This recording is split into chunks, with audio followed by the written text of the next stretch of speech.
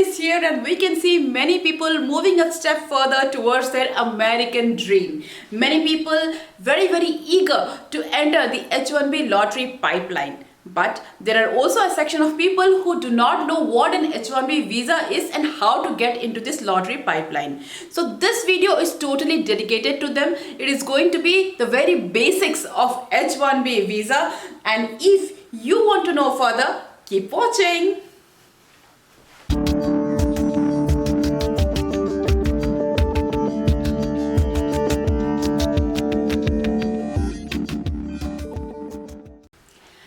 Hello, namaste, welcome back to my channel.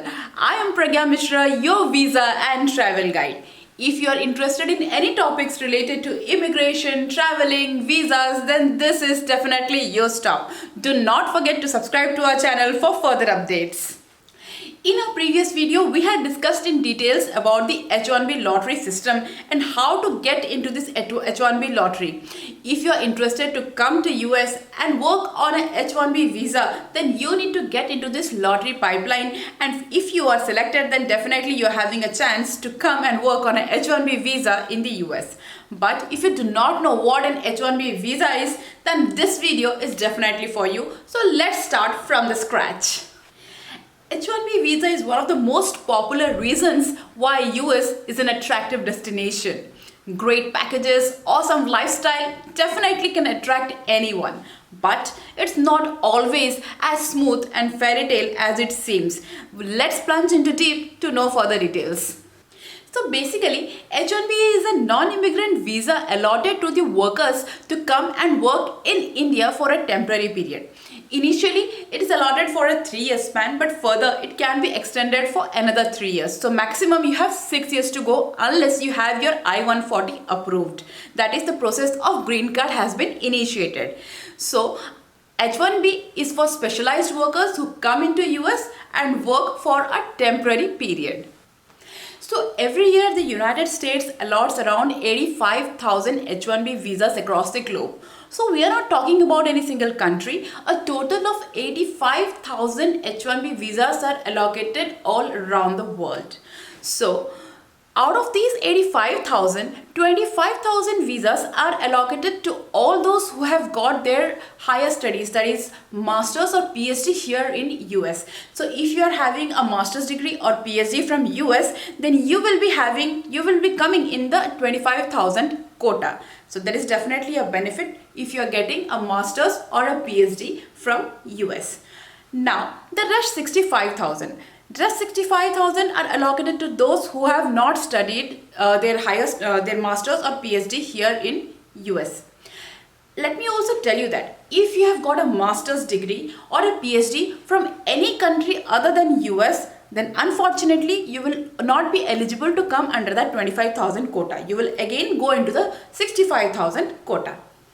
So this 85,000 visas that are being allotted is also known as the cap limit. Out of that, 25,000 of the quota is gone. So now basically you have 65,000. Another catch is here that out of this 65,000, 6,800 visas are being reserved for the citizens of Chile and Singapore. So if you are not from Chile and Singapore, and if you do not have a master's or PhD from US, then basically you have 58,200 visas left in this cap limit for your allocation. So now all the students who have also done their undergraduation from the US are also competing in this 58,200 limits, that is the 58,200 visas that is being allocated in a year by the United States.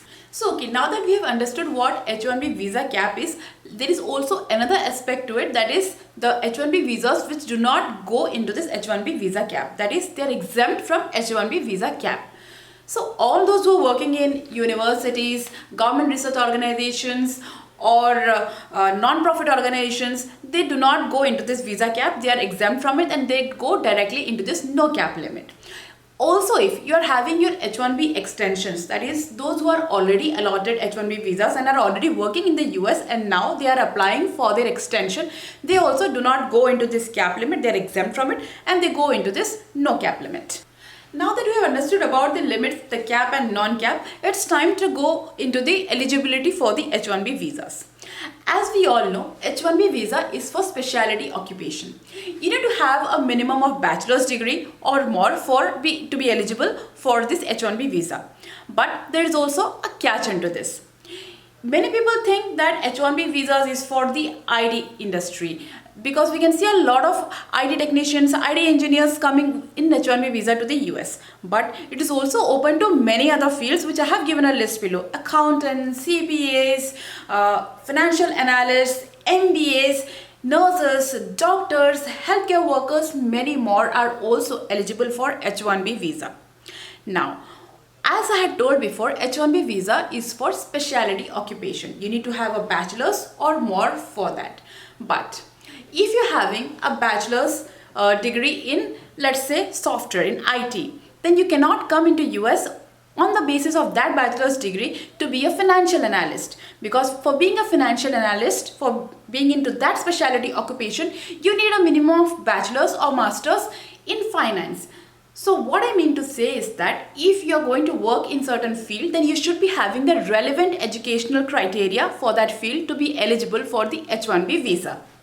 Now let's talk about the salary.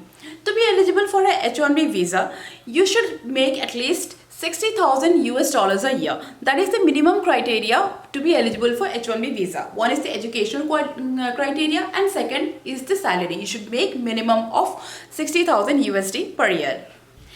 H1B visa is a purely employer-based visa. Unlike your student visa or tourist visa, you cannot apply it by yourself. Your employer has to apply it for you, and you have to come and work for the same employer. You can also switch employers, in which there will be an H1B transfer. But yes, you have to work for that employer who holds your H1B visa. So it is purely an employment-based visa. So you have to keep in mind that you cannot apply it by yourself. Now that we know what an H1B visa is, what is cap limit, which visas go under the no cap, what is the employer's role in this, what is the eligibility criteria for H1B visa, I really think that you found this video helpful. If you like this video, then do not forget to subscribe, hit the bell icon and keep supporting. Thank you so much.